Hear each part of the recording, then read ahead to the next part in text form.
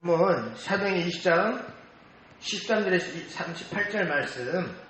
제가 제목은 에베소 장로들의 설교하다라고 정했습니다만 핵심은 바로 바울의 사명에 대한 자기 사명에 대한 자기 각오죠. 그리고 그동안 어떻게 사역을 했는가. 물론 에베소 장로들에게 설교를 했습니다만 바울의 사명관을 계속해서 말씀하고 있는 거예요. 그래서 부연 설명을 먼저 하자면은 지금 3차 전도 여행이 계속되고 있는 거예요. 그래서 저 위에 에베소를 먼저 중심으로 빨간 점 있는데 에베소를 먼저 중심으로 보세요. 에베소 사역을 3년 동안 했단 말이에요. 그렇게 하면서 그 위에 아수라는 지역이 있죠. 또 빨간 점 보이죠? 드로아가 있어요. 드로아에서 유두구를 살렸어요. 거기서 이제 아수로 가서 그다음에 배를 타고 미둘레네로 와서 여기 성경에 보면 쭉 나오죠.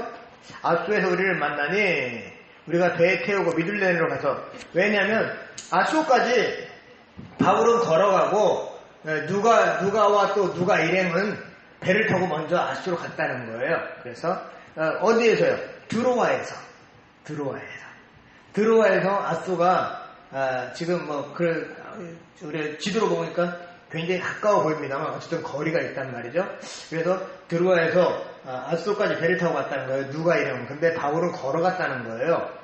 이에 대한 이야기가 여러 가지가 있기는 한데 그 중에 가만히 이제 저희가 생각하기에도 또 학자들 많은 분들이 왜 배를 타지 않고 육로로 그냥 걸어갔을까? 당시에 바울이 위협을 느끼고 있었단 말이죠. 위협을 느끼는데 불구하고 왜 걸어갔을까? 그것은 이 당시가 이제 오순절 전이니까 4월달 이때쯤인데 이때는 이 자연 경광도 수려하고 그러면서 계속해서 복음도 전하고 그리고 본인에 대한 사명에 대한 것을 묵상하고 생각하니라 아마 사람들을 많지 않고 번잡하지 않은 육로를 택했을 것이다 라는 생각을 하나입니다. 어쨌든 안수에서 배를 태우고 그 다음에 미둘레네로 가고 미둘레네에서 다음날 기호 앞에 그리고 셋째 날 사모에 그 다음에 넷째 날 밀레도에 이르는 거예요. 밀레도가 여기 밑에 빨간 점 에베소 밑에 빨간 점 보이죠? 밀레도와 에베소는 약 50km 정도의 그 거리가 있는데요. 밀레도에 이제 도착해가지고 원래는 에베소 들렸다 가려고 했단 말이죠. 근데 저까지 갔다 오기엔 너무 시간이 급박하다 하면서 바울이 밀레도에서 에베소에 정가를 보내는 거죠. 사람을 보내서 내가 지금 밀레도까지 왔으니까 장로들, 에베소에 있는 교회 장로들, 감독들 말이에요. 지도자들을, 리더들, 당신들 와서 한번 봅시다 하고 이제 불러요. 그래서 50km 거리니까 아무리 빨라도 3일길은 된다고 그래요. 3일길. 물론 그들이 다 당연히 육로로 도보로 왔기 때문에 그 3일길을 바울 일행은 이제 밀레도에 기다리고 있었고, 그 다음에 에베소에서 장로들이 이제 온 거죠. 그렇게 해서 이제 바울이 17절부터 35절까지 바울이 쭉 설교를 하고, 이제 36절, 38절은 이제 에피소드, 이제 뒷부분, 에피소드 서로 헤어지는 장면이 나와 있는데요. 특별히 이 바울 설교를 통해서 우리가 중점적으로 너무나 잘 알고 있기는 해요. 많은 목사님들이 이 부분 설교 많이 하고요. 그 사명에 대해서 얘기할 때마다 꼭 이 부분을 얘기하는데, 어쨌든 이게 이제 목회자의 기본적인 사명관이다 하고 볼 수 있어요. 그래서 성경에 기록된 믿음의 선진들의 신앙생활을 우리가 생각해 볼 때 그분들의 위대함, 그리고 그분들이 정말 오직 하나님의 말씀만 바라보고 하나님만 바라보고 살았던, 그리고 그 사명 감당했던 것을 생각하면 그것에 우리는 너무나 많은 부끄러움을 느낄 수밖에 없게 한다는 거죠. 이분들은 정말 하나님께서 말씀하신, 또 하나님께 주신 사명을 감당하기 위해서 생명을 걸고 감당한 거에 비해서 우리는 어때요? 우리는 내 이기심 때문에, 혹은 또 내가 이 자존심 때문에, 그리고 또 사람들한테 보여주려고는 하는 내가 집사인데, 내가 장로인데, 목사인데 하는 이런 것을 보여주려고 하다 보니까 실제로 알맹이는 없고 그야말로 껍데기만 남아있는 우리의 모습을 생각할 때 부끄럽다는 겁니다. 똑같이 예수를 믿고 있는 것 같아요. 똑같이 하나님의 사람으로 하나님께 주신 사명자로서, 사명을 가진 사명자로서 사는 것 같아요. 근데 어때요? 이 믿음의 선진들은 정말 생명을 걸고 주의를 감당했다면 지금 우리는 어떤 모습입니까? 여전히 우리는 부끄러운 모습 그대로 내 욕심 때문에, 겨우 교회 출입만 하면서 또 생색내기를 좋아하고 그리고 어쩌면은 마음에도 없는 이제 그런 거짓된 이중인격적인 그리고 또 그런 부끄러운 모습을 그대로 가지고 있다는 거예요. 그래서 오늘 본문을 통해서 딱 세 가지만 말씀을 드리면서 우리가 과연 사명자로서 하나님이 분명 우리에게 사명을 주신 사명자란 말이에요. 우리 한 사람 한 사람이 다 하나님께서 주신 사명이 있단 말이에요. 그 사명이 있으니까 어쨌든 오늘도 호흡을 쉬고 생명을 쉬어서 지금도 살아가게 하고 있다는 거예요. 왜요? 사명을 감당하기 위해서 그렇다는 거예요. 그래서 그러면 우리는 어떻게 살아야 될까? 정말 우리에게 주신 사명자로서 이제 우리는 21세기의 삶을 어떤 믿음의 삶, 이제 우리는 흔히 2000년 전의 이야기와 지금 21세기 살아가는 우리와 어떻게 같을 수가 있느냐? 그때는 그때고 지금은 다르다라고 말할 수도 있어요. 물론 상황과 여건은 많이 다릅니다. 그때보다 우리가 너무 배부르고 먹고 살만해졌고 너무나 여유 있어졌고 너무나 많이 발전됐고 좋아졌어요. 그러면요. 신앙생활을 더 잘해야 되는 거 아니에요? 그러면요. 더 목숨 걸고 하나님의 일을 감당해야 되는 거 아니에요? 근데 그렇게 합니까? 아니라는 거예요. 오히려 내 안위와 또 내 이기심만 충족시키려고 내 욕심만 충족시키려고 교회 생활하고 신앙생활하는 건 너무나 많다는 거예요. 그래서 우선 우리가 오늘 18절을 한번 같이 읽어보겠습니다. 18절 시작. 오매 그들에게 말하되 아시아에 들어온 첫날부터 지금까지 내가 항상 여러분 가운데서 어떻게 행하는지를 여러분도 아는 바니 오매라는 게 뭐냐면 밀레드에 있는 장로들 청했는데 그 사람들이 이제 온 다음에 그러니까 부른 다음에 3일 정도 걸려서 와니까 그렇게 했다는 이제 그 장로들에게 얘기했다는 거죠. 내가 아시아에 들어온 첫날부터 아시아에 들어가서 에베소에서 사역을 했죠. 근데 사역을 하고 하면서 어떻게 했어요? 두란노 성원에서 복음을 가르쳤죠. 그리고 그렇게 하면서 하니까 온 아시아 지역 전체가 복음을 들었다고 그랬어요. 물론 전체 들은 산 전체가 예수님을 믿은 건 아니죠. 근데 다 들었다고 할 만큼 그러니까 바울이 시간 쪼개서 심지어는 두란노 성원에서는 사람들 낮잠 자는 낮잠 자는 시간에 복음을 강론하고 전했잖아요. 그러니까 그런 것을 너무나 잘 알고 있지 않느냐라고 얘기하는 거예요. 여러분 가운데 어떻게 해야지 여러분도 아는 바니 이렇게 바울은 하나님에게뿐 아니라 사람들에게도 인정받는 하나님의 종이었다는 거예요. 하나님의 종. 그리고 19절 보니까 곧 모든 겸손과 눈물이며 의인의 관계로 말미암아 당한 시험을 참고 주를 섬긴 것과 유익하는 것은 무엇인지 공중 앞에서 각 집에서 나 거리낌 없이 여러분에게 다 전하여 가르치고 이렇게 했다는 거죠. 그 유대인과 헬레인들에게 하나님께 대한 회개와 우리 주 예수 그리스도에 대한 믿음을 증언한 것이라. 그러니까 목회자로서 바울이 복음 증거하는데 철두철미했고 때를 어떤지 못었던지 정말 장소가 어떤 장소든지 기회가 있는 대로 하여튼 무조건 복음 전하고 하나님의 말씀을 증거했다 하나님 나라를 전했다는 거예요. 그러니까 다시 말하면 내가 교회를 위해서 주님을 위해서 어떻게 섬겼는지를 여러분들이 잘 알고 있지 않습니까? 3년 동안이나 내가 에베소에 사역을 하면서 여러분과 함께 했고 또 여러분들은 내 기도 제목을 웃기고 여러분들은 내 복음 전파한 정말로 내 하나님의 사람들 내 자녀들입니다 라고 이렇게 얘기를 하는 거죠. 내가 정말 복음으로 낳은 자녀들입니다 라는 걸 얘기를 하는 거예요. 근데 이제 바울은 아시아에서 온 첫날부터 하여튼 그때까지도 한 번도 흔들림이 없었다는 거예요. 모든 어려움과 시험, 심지어는 여러 가지 정말 생명을 내놓을 뻔한 그런 상황도 있었고 위협도 있었는데 그때도 흔들리지 않고 바람 부는 데 움직이는 갈대처럼 흔들리지 않고 여전히 복음을 전하는데 앞장섰다는 거죠. 그리고 기분 좋을 때는 잘 사역을 하다가 기분 안 좋고 좀 뭐가 틀어지면 언제 교회를 다니냐는 듯이 보이지도 않는 그런 차원이 아니라 겉겉을 다르지 않고 표류부동하지 않고 탐욕을 위해서 일한 게 아니라 정말 오직 양을 위해서만 목회를 했다는 것을 말하는 겁니다. 모든 겸손과 눈물이며 유대인의 관계로 말미암아 당한 시험을 참고 주를 섬긴 것과 사도니까 대접받기 원했지 않았다는 거예요. 우리는 어때요? 목사, 장로 되면 어때요? 대접받지 못해서 막 난리들이죠. 막 대접받아야, 또 니네가 나를 대접해줘야 니네가 복을 받아 막 하면서 대접받으려고 합니다. 사도 바울은 안 그랬어요. 오히려 대접받지 않고 하나님의 종으로서 오히려 뭐라고 하냐면 우쭐대거나 사람들을 무시하거나 멸시하지 않았어요. 우리는 어때요? 막 무시하고, 못 배웠다고 무시하고, 가진 거 없다고 무시하고, 그런 모습이잖아요. 교회 안에서도 그런 일들이 얼마나 많이 일어납니까? 그런데 사도 바울은 그러지 않았다는 거예요. 그래서 겸손했고, 그 겸손이 사실은 어떻습니까? 자기 자신을 가장 낮추는 거 아니겠어요? 나보다 다른 사람을 더 낮게 여긴다고 성경은 사도 바울서 중에서 또 말하고 있고, 다른 부분을 말하고 있는데, 나보다 남을 낮게 여기면서 내가 더 낮아지는 겸손. 사실은 그런 겸손이 없으면요, 어떻게 주님을 섬길 수 있겠고, 어떻게 성도를 섬길 수 있고, 주의를 감당할 수 있겠어요.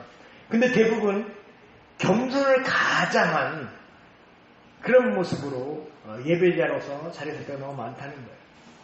근데 사도 바울은 안 그랬다는 거죠. 하나님은 분명히 교만한 자를 물리치십니다. 조금만 교만하면 선줄로 생각하면 넘어질까 조심하라고 말씀하시잖아요. 그래서 교만한 자에게는 하나님이 복 주시지도 않고 하나님의 일을 맡기시지도 않아요. 사도 바울은 그렇게 겸손하게 모든 겸손과 그냥 단순히 이게 모든 겸손과 표현했을 때 그냥 단순히 겸손했구나 하는 식으로 받아들이는 차원이 아니라는 거예요. 매사에 정말 온전한 겸손함으로 가장 겸손의 왕, 겸손한 사람 하신 분은 누구였어요? 예수님이었잖아요. 그 예수님을 따라서 사도 바울도 겸손의 모범을 보였다는 거예요. 그리고 모든 눈물. 이 눈물도 사도 바울이 사업에 실패해서 눈물을 흘리는 거, 혹은 뭐 가족을 잃어서 흘리는 거, 혹은 뭐 억울한 일이 생겨서 그리고 핍박을 받은 것 때문에 눈물을 흘리고 또 막 괴로워서 죽을 뻔해서 눈물을 흘리는 그런 게 아니라는 거예요.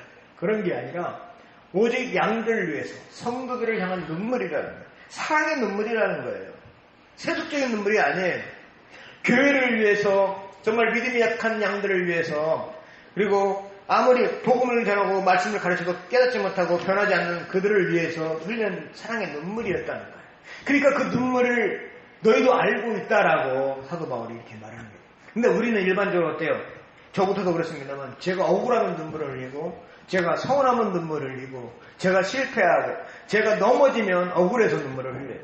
그러니까 양들을 위해서 복음을 위해서 눈물을 흘리는 게 아니라 결국 내 이기적인 욕심 때문에 눈물을 흘리고 있더라는 거예요. 바울이 흘리는 눈물은 정말 사랑의 눈물이었다는 거예요. 그 이제 다른 복음 바울 서신에 보면 믿음이 약한 성도나 불순종한 성도를 위해 애타는 심정으로 쏟아낸 눈물이 빌립보서에 또 고린도후서에 이렇게 눈물들이 바울이 성도를 위해 눈물을 흘리고 기도한다고 이렇게 기록되어져 있어요. 우리 역시도 이런 눈물을 흘려야 되는 거예요. 정말 겸손하고 눈물을 흘릴 수 있는. 근데 저도 경험을 해봅니다만 내 서름 때문에 눈물을 흘리더라고요. 하도 이제 남자가 눈물을 보이면 약한 모습이다 해서 우리는 잘하면서 그런 소리 많이 들어서 웬만하면 울지 않으려고 하잖아요. 저는 진짜 군대 갈 때도 울지 않았어요. 군대 가서도 울지 않았는데 이런 얘기는 좀 이상하게 들리겠지만 군대 갈 때 대부분이 다 울어요. 남자들이.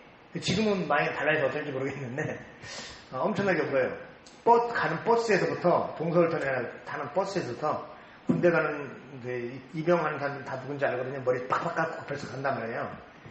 근데 이제 막 그 버스에 노래 틀어놓은 게 노래도 막 꼭 이렇게 막 우리들의 그 모습으로 막 나 어떡해 하면서 노래가 나오는데 다 울고 보고 난리야. 저는 너무 신났어. 이야 이제 드디어 이제 독립이다 독립. 와 막 그러면 너무 신났었는데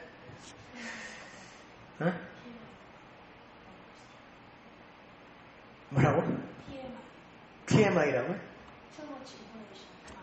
그만하라고요? 알겠습니다. 그만할게요.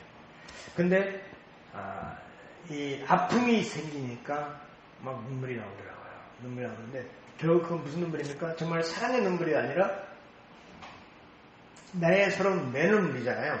근데 그런 눈물이 아니라 바울처럼 이제 정말 사랑의 눈물, 성도를 향한 또 양을 향한 그 눈물이 필요하다는 거예요. 그래서 오히려 나를 괴롭히고 나를 힘들게 하고 나를 어렵게 하는 사람들을 위해서 눈물로 기도하고 사랑의 눈물을 흘려야 된다는 거예요. 그리고 바울은 20절에도 보니까 이렇게 유익한 것은 무엇이든 유익한 게 뭐냐면 복음 전파를 얘기하는 거예요. 복음 전파. 사실은 우리들에게 가장 큰 유익을 주기 전에 결국 복음이에요. 복음. 왜요? 천국 가는 거잖아요. 예수님을 믿고 구원받고 천국 가는 거잖아요. 그 가장 큰 효도가 뭐예요? 부모님 예수 믿게 하는 가장 큰 효도예요. 그리고 가장 큰 유산을 물리는 게 뭐예요? 자녀들이 예수 믿는 게 가장 큰 유산이에요. 근데 우리는 착각하고 있어요.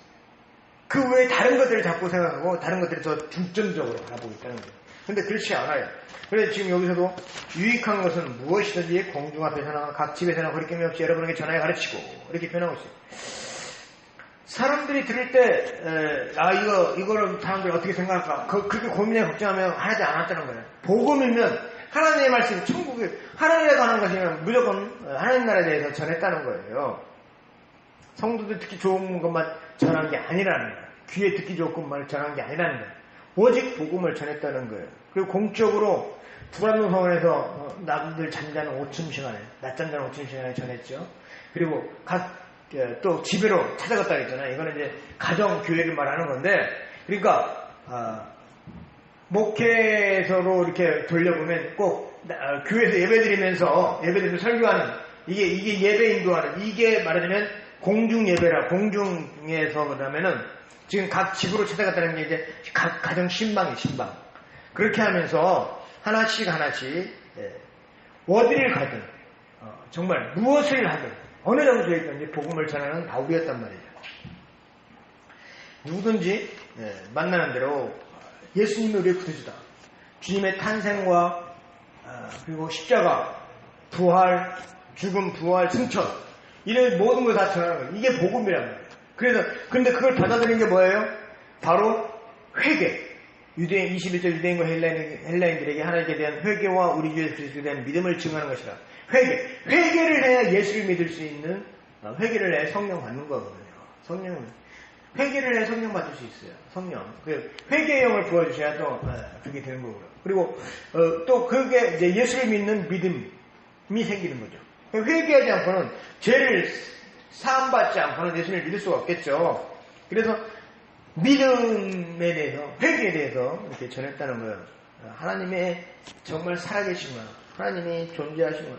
하나님 나를 만드셨구나 라고 우리가 믿을 때 정말 회개할 수 있는 거죠. 하나님의 존재를 믿을 때, 존재를 알 때 회개할 수 있는 거겠죠. 믿음의 대상은 바로 예수 그리스도 하나님이시죠. 예수님과 하나님이시죠. 우리의 믿음의 대상은. 그리고 믿음은 우리의 삶에서 드러나야 되는 거예요. 그냥 추상적으로 나 예수님 믿어, 하나님 믿어 하고 끝나지 않는 거예요. 추상적이 아니라 행동으로, 액션으로 드러나야 됩니다. 믿음은 행동이에요. 믿음은 동사예요, 동사. 믿음이란 말은 사실은 명사입니다만, 글로는. 근데 믿음은 사실 동사라는 거예요. 움직임이에요, 움직임. 행동하는 거예요. 그게 믿음이에요. 그러니까, 나는 예수님을 믿어, 그리고 가만히 있으면 안 되는 거예요. 나는 하나님을 믿어, 그리고 가만히 있으면 안 되는 거예요. 왜? 그건 가만히 있는 건 진짜 명사예요, 명사. 동사는 뭐예요? 내가 하나님을 믿고 예수님을 믿는 그 믿음의 증거가 내 안에 있어야 됩니다. 믿음의 증거. 그건 우리의 삶에서 드러나는 거예요. 정말 믿음을 가진 사람이라면 세상 사람과 달라야 되는 거예요. 세상 사람이 이익을 추구하고 자기 이익 그리고 자기 개인 이익이면 추구한다 해도 우리 믿음의 사람은 달라. 오히려 더 이타적이고 더 베풀고 더 나눠주는 삶을 살아가야 되는 거예요. 우리 교회 옮길 때도 그랬잖아요. 우리도 지금 한 푼도 보상 못 받고 나왔잖아요. 저는 사실 너무 잘 됐다고 생각하는 것 중에 하나예요. 만약 거기서 보상받겠다고 해가지고 우리가 막 계속 데모한다든지 막 이렇게 사실 그런 마음이 전혀 없었던 건 아니에요. 그때 우리가 어려웠으니까.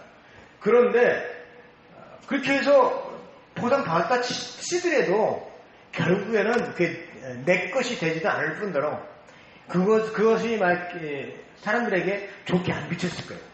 근데요, 지금 우리나라 전국 각지에서 재개발 재건축 때문에 반대하고 찬성하고 이 한국의 가장 끝까지 뭐랄까 데모하고 버틴 데가 어딘 줄 아세요? 교회예요, 교회. 그래놓고 마지막에 이제 보상 좀 더 받으면 하나님의 은혜로 보상 더 받았다고 오히려 하나님의 은혜라고 지금 그러고 있어요. 교회들마다. 이게 세상 사람보다 오히려 더 나가는 거예요. 세상 사람보다 더 이타적이고 더 섬기고 더 나눠주는 게 아니라 더 막 챙기려고 하는 거죠. 심지어는 뭐 7배, 8배씩 보상 금액 7배, 8배 달라고 막 하고 안 물러나잖아요. 이게 뭐예요? 이게 세상보다 더 악하게 하는 거예요. 근데 사람들은 그걸 모르는 거예요. 정말 믿음은 행동이에요. 예수님 믿고 하나님 믿는 내가 믿음의 행동으로 보여주는 거예요. 그래서 오히려 요새는 천주교에 사람들이 많이 가고 기독교 사람들이 많이 안 오는 이유 그런 거에 있는 거. 우리가 그걸 깨달아야 돼요. 모든 사람들의 유익한 모든 것을 거리낌 증거할 수 있는 우리가 되어지는 거예요. 그러려면 내가 먼저 믿음의 사람이 되는 거예요. 복음은 이렇게 좋은 것입니다. 여러분 그래놓고서 내가 사람들한테 자꾸 안 좋게만 얘기하고 안 좋은 일만 일으키면 어떻게 되겠어요? 믿음이 이 복음을 듣지 전도가 되지 않죠. 복음을 듣지 않죠. 그러나 바울은 심지어는 24절을 같이 읽겠습니다. 24절.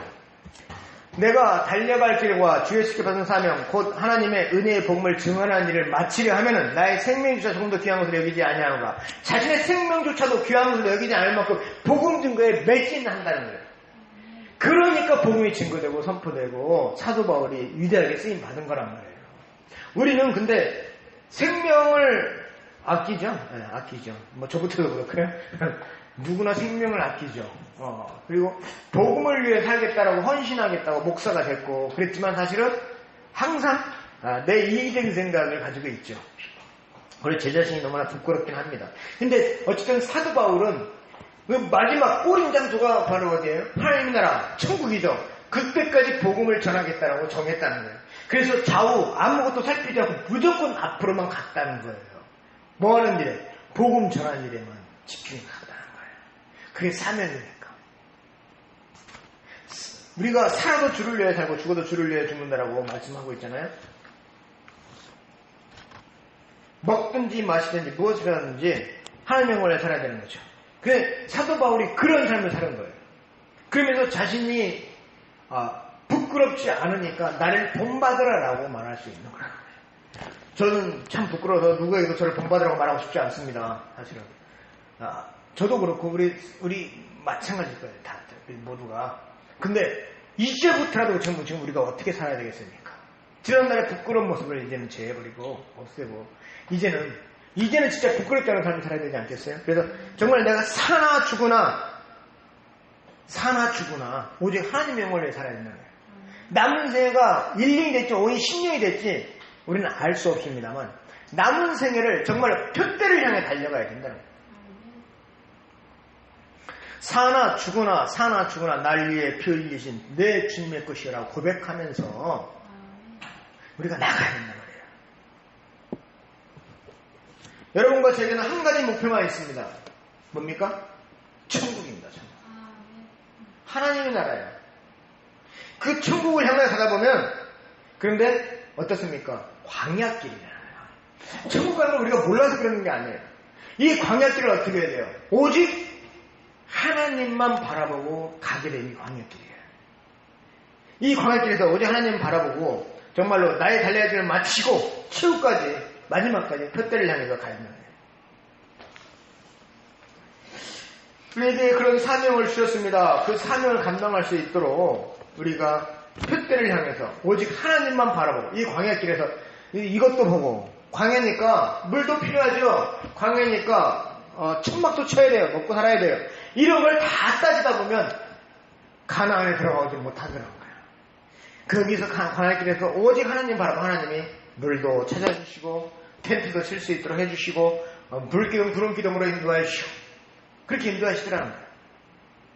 우리가 살아가면서 정말 이 사명이 사람들이 우리에게 준 게 아니에요.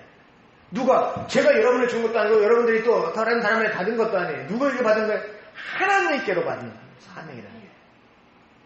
여러분과 제가 그 각자의 사명을 마지막까지 완수하고 하나님이 원하시는 그런 하나님의 사람들 되시길 소원합니다.